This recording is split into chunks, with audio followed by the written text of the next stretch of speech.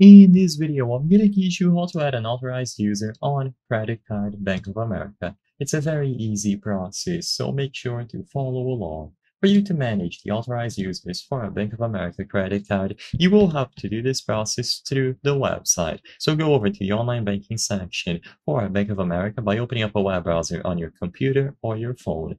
And all that you have to do is sign into your account, and once you are signed in, click on the specific card that you would like to manage. When you click on any card, you will be able to see the activity of the card and you can switch between tabs. So you will have activity, statements and documents, information and services, which is what we're looking for, and then rewards and promotional offers. Go over to information and services after you click any of the cards attributed to your Bank of America account, and under information and services, you will be able to find add an authorized user underneath the manage your account service.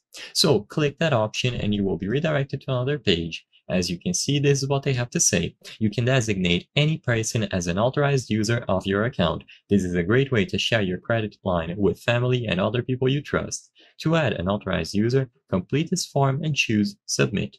Be aware of all of the limitations, read through everything, and if you are satisfied, you will be able to review your address, confirm that everything is correct, the authorized user's new card will be sent to that address, and all that you have to do afterwards is include the details about the authorized user.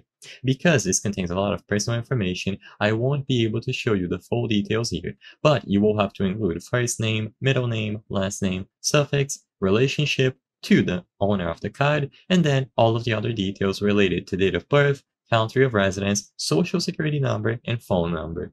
Once you submit everything, it is going to go through the process, and the person is going to receive the card and an authorization to use it.